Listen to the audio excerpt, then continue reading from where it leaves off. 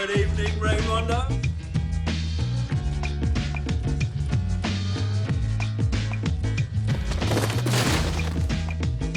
Oh, no. Space was the first time that I worked with Nick. This guy right here. It was the first time I'd acted as well. You questioned, didn't you? I did. I was a bit... First time I met Nick, he didn't say anything. It's a lot different to how he is tonight. But he didn't say anything, and I was worried that, like... I was worried that he was going to be able to pull it off, and I remember saying to Simon, you sure Nick's going to be okay, like, considering it's his first acting job? And not only was it the first acting job that Simon... There was another actor called Nick Frost who'd been in the bill, and Simon lied to the producers that it was that Nick Frost. So that he would get the job. They sort of like, I said, this guy Nick Frost, and they checked the data bank of actors and went, oh yeah, Nick Frost, and I was like, fucking results, there's another... Didn't they get a copy of Spotlight out? Yeah, and they look, kind of there he through is, it. Nick Frost, tallies up. And, Every person in Great Britain has been in the bill. Yeah? he hung himself, eventually, that guy. So, you know, swings and roundabouts. I guess in a way, I win. Mike. No. Only got an unspoken telepathy, a biological connection between male psyches. Whether they know each other or not, put a group of them together, always the same. What do you mean? Should we show him, Tim? Mike, I really am not in the... Oh, shit!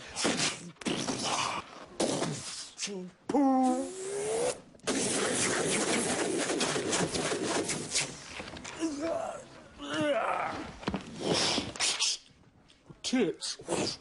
I mean, Simon and I had worked together before Space 2 in a very loose way. We'd made a series of black and white French slasher films, hadn't we? We did. Anisid de Peril and Il Il slash mon guts. He slashed my guts.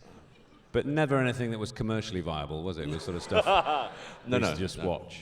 Yeah, Just you and me watched it. That really, was it. didn't we? When I was on Space, there were, one of the first episodes that I did with Nick, there was one point where I sort of said something, gave Nick a note in between a take, said, hey, maybe walk to the mark on the second line instead of the third line. And Nick leant over and said, please be aware, I am not an actor. The worst thing that ever happened to Simon and I think, was it almost drove us apart, was Piegate. It was terrible, wasn't it? Piegate in Highgate. I really regret doing that to you. When we lived together, we used to have this meal that we really enjoyed and it was essentially 2 lovely chicken and mushroom pies in a bowl with gravy and white pepper. And we'd mash it up and eat it with a spoon. And one night we were at our house, and you know, whatever had happened. And I said to Simon, hey, I've got some pies in the freezer. Let's go and have a pie. And I got really excited. I was very excited. We were really in the mood. I was really in the mood for a pie, and you know what it's like when you're hungry and you just think, and there's nothing in the fridge, and then suddenly somebody tells you there's a pie, and it's like the most amazing thing you've ever heard, and you can't believe it. So we walked through to the kitchen together, like all excited. I even let you go first, didn't I? I can feel the excitement. I let you go first. You let me go first, and I opened the freezer and it was bare. I mean, there was nothing in it. And at first I looked at it like, you know when your car gets stolen, and I'm sure I fucking parked it here somewhere. And I looked into the freezer like, what? And it's just slowly dawned on me that he'd lied about the pies, and I turned around and, I don't know, something broke. It did. Something snapped. Yeah. And then he ripped his t-shirt off and screamed at me, and it really freaked me out. I don't know what was wrong with you that night. It was a tough one. Anyway, but we're all right now. We're all right now. That's why I'm sitting in between them. I need to know the image on the King's Head pub sign. Yeah. For the life of me, I can't decide whether it's Peter Jackson, like not particularly well drawn, or whether it's a composite of Frost, Pegg, and Wright in the face. No, it is Simon. It is Simon. It's Simon. All right.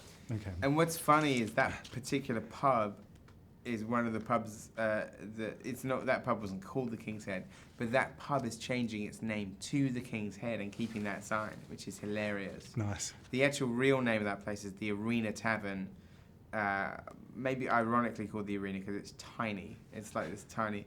But they thought like maybe they would get more trade if they changed it to the name of the one from the film. So it's changing its name to the King's Head and keeping that sign, which is particularly ironic because it's Simon with like a King Charles kind of like sort of flowing locks. All of the pub signs are supposed to be like some of them are historical in the UK, or some of them are just like seem like they picked out of a hat. But some of them have like historical kind of like sort of context to what they used to be like. You know, the first post might have been the old post office, or the old dairy is the old dairy. But some of them just seem like they're just like rote kind of like names that just like, oh, let's just call this the King's Head, you know. But we did try and do this thing where like we wrote the story and then we actually tried to attribute pub names to each scene after the fact. So it would be something that would like be like an omen of what's going to happen in the scene. And some of them are more obvious than that. It was like the mermaid is quite obvious because there are sirens in that pub. Have you got any plans for dinner at all? Tonight, we will be partaking of a liquid repast as we wend our way up the Golden Mile, commencing with an inaugural tankard in the first post, then onto the old familiar, the famous cock, the cross hands, the good companions, the trusty servant, the two-headed dog, the mermaid, the beehive, the King's Head, and the hole in the wall for a measure of the same, all before the last bittersweet pint in that most fateful terminus, the world's end. Leave a light on, good lady, for though we may return with a twinkle in our eyes, we will in truth be blind. Drunk. The funniest thing I heard Paddy Considine say on set was we were out one night shooting all night, and there was obviously like a night drop, a bank delivery, and a Brinksmat van kind of drove through us during a break in the filming, and Paddy turned to Martin and said, "Your fucking Hobbit residuals are turned up, Martin." And it was the funniest thing. Martin got a lot of stick on the film. And we used to call him Little Martin. Yeah, for some reason, the Litza, who's our choreographer, while we were practicing the walking and stuff, one day she just said, "Okay, so Little Martin, if you can come and stand here." And like for 4 or 5 guys, well, our ears just pricked up, and that was it. We called him, but when we said Little Martin, we had to say it in like Kiwi accent, as if Peter Jackson was saying it to, because he was in The Hobbit. So we'd always say, "Hello, Little Martin." And Little Martin. I wanted to ask you that clearly the word cunt gets bandied about quite a bit, which I enjoy as a term of endearment. We did actually say the C word is often referred to in the script. I think we say it 3 times in the film. We wrote to the BBFC specifically to ask them how many times we could say it, and they told us that it could be 3. I think it's 7 now, though. It's gone up since we changed the rules. We did this with Shaun of the Dead as well. We changed the criteria of what constitutes a 15 certificate in the UK. It was going to be an 18, but we begged them for 15. So we made it okay to eviscerate a human being on screen and still have a 15. And we've upped the cunt barrier here too. We were sitting in the writing room, and we'd come up with a number of lines featuring the word cunt that we really liked, and we didn't really want to drop any of them. And so we wrote to the BBFC, which is the British Board of Film Classification, and very politely asked them, how many times can you say cunt in a film and it still be a 15 certificate? And they replied to us. And they replied. Like, I actually just asked them if I could put this on the internet, because I think it's such an amazing email. This is written to the British Board of Film Censors. "Dear Mr. Wright, thank you for your email, which has been passed on to me. The BBFC's guidelines at 15 state the strongest terms, for example, cunt, may be acceptable if justified by the context. Aggressive or repeated use of the strongest language, for example, cunt, is unlikely to be acceptable. As a general rule, it is highly unusual for the BBFC to permit more than 3 to 4 uses of very strong language, cunt, at 15 in a feature-length work. In terms of context, it is more likely that we would pass throwaway matter-of-fact or comic uses than uses that are aggressive, personally directed, or accompanied by complicating factors such as violence, threat, racism, or a power imbalance. For example, male to female uses are more of a problem than the other way around. In an extreme case, even an aggressive use can push the film to an 18. For example, if a man were hitting a woman and calling her a cunt." This is a real email, by the way. "Or a man of one race hitting a person of a different race and using very strong language in combination with racist terms. Similarly, putting several uses together in a very short space of time may breach the repeated section of our guidelines and cause problems at 15.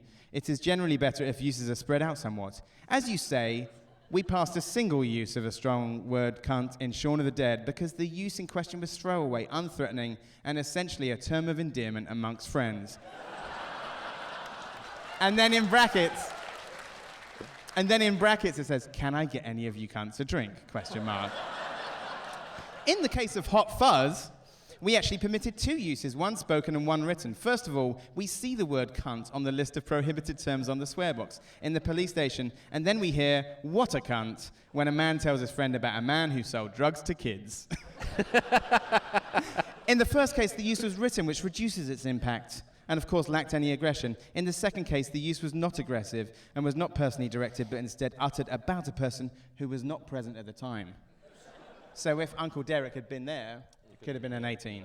So the answer to your question is that it is possible to receive a 15 certificate with 3 or 4 uses of the word cunt, provided they are not aggressive or threatening or complicated by any kind of power imbalance. However, it's best not to concentrate them together into a short outburst, and we'd certainly caution against more than 3 or 4 uses. I hope that's helpful. Craig Lapper, Senior Examiner, British Board of Film Censors. What an email. What a cunt. Where the hell did he come from? I don't know. Tonight, I'm gonna have myself. Who the hell put this on? Some random. For fuck's sake. Okay, Diane, get mum somewhere safe. David, kill the Queen. What's the jukebox? Liz, Ed, grab some weaponry. What about the rifle? It's not real. Cocktails. What do you mean? The flaming spirits, Drambuie, Sambuca, brandy, get a racket. Light it. What? The whole place could go up. What then? How about pool?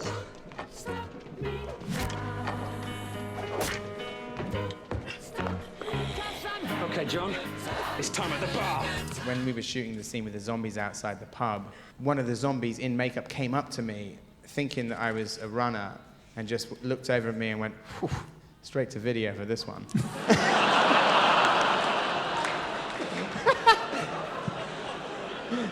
What's funny sometimes is that to get to the cast that you want, say we wrote the Penelope Wilton role for her, but in that kind of financing thing, you have to go through other more, like well-known people, like that maybe even more bankable, before you're allowed to go to your choice, which was Penelope Wilton. And in the one case, I'll tell you why this story's funny, is we went to Helen Mirren to play Barbara at one point. Now get this, Helen Mirren passed, and she said, "I'm passing on the script, but I do it on condition that I play Ed."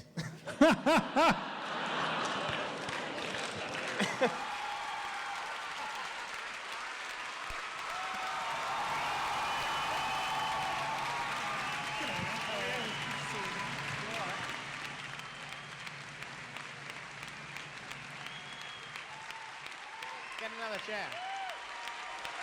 Wait. I just had to answer a question for you, and I did a very bad job of answering it. So I'm now going to repeat what this man just asked me. Did you explain shaving your balls for Shaun of the Dead? Go. Let me just say, I have vertigo. This is fucking high. Why did you have to build it so high? You're going to hang a man. You're going to hang a tall man afterwards. I felt it important as a method actor that I scratch my balls constantly throughout the shooting of Shaun of the Dead. So I thought, well, I'm going to shave all my pubis off. And I did, from about here to about there. And I've kept it. I've kept it shaved. I realised there was a cleaner way, a brighter way. And yeah, that's how I roll now. And listen, if one of you looks under your chair, Nick's pubes are under somebody's chair in this theatre. Hi, how you doing? So I had a question in terms of writing for both of you. Do either of you have a particular film or a particular writer that inspires the way that you write your dialogue, your jokes, your comedy? Me and Simon, we like the scripts of Robert Zemeckis and Bob Gale, who wrote Back to the Future. But then a lot of their scripts of they wrote used cars, and they also wrote like I Want to Hold Your Hand, and they sort of like kind of sort of perfected with Back to the Future that, you know, everything building up to that like final scene, like they're great at the setups and payoffs. So that was the script that we really liked. And then the other script that we really, really love is Raising Arizona, which is my favorite film. But I think that it's another film that has a lot of setups and payoffs. And so those are two that really jump to mind. My brain really doesn't work like that. I try not to think about anything else apart from the thing that we're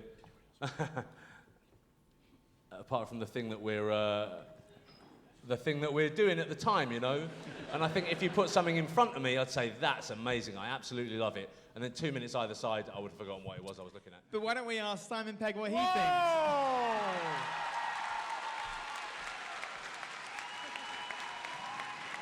Look at this guy.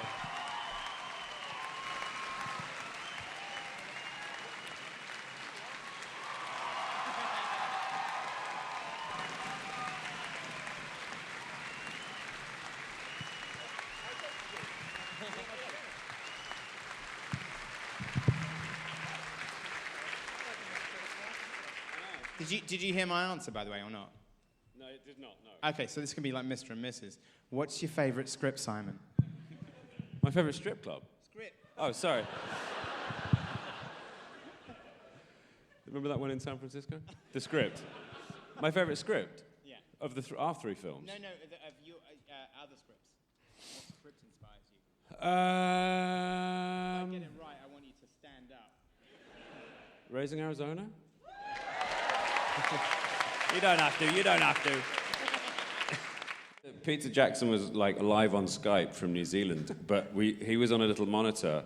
We wouldn't see him there, but we'd do a take, and then Steven Spielberg would say, "That you do that, do that," and then we'd always hear, "Hello guys, this is Peter. That was really good, but get it." It was like God, wasn't it? It was like God. But God was a Kiwi. We rehearsed this big scene once, and they said, "Oh look, now Peter's going to come and watch what you guys have been doing, and just get ready. He's on his way." Because Peter and like Stephen, they never wait. They never have to wait for anything. They are announced, and they turn up. You do it. They go. It's that simple. They don't wait. So someone came in. Okay, guys, 3 minutes. Peter's coming. A minute. Peter's coming. Here's Peter, everyone. And like this film crew bustled in, filming Peter, and we were looking over. And an assistant walked in with him on a laptop, which was really weird. It was like the floating heads in Futurama. But he must do that so much that he kind of does that thing that when he talks to the assistant, he kind of looks up, because he knows that it's going to be held like this. So it got to a point we rehearsed. No, and when he walked in, the assistant said, "Can someone get Peter a chair, please?" And like they got him a director's chair, and they put it on, and then we rehearsed in front of him, and then he said, "Okay, that's great, guys. Can someone take me back to the studio, please?" And then they picked him up and took him off. It was amazing. Thank you very much for coming out, and we're glad that you enjoyed the film. Thanks for sticking with us over the last 10 years as well. Thank you very much. Thank you. Thank you.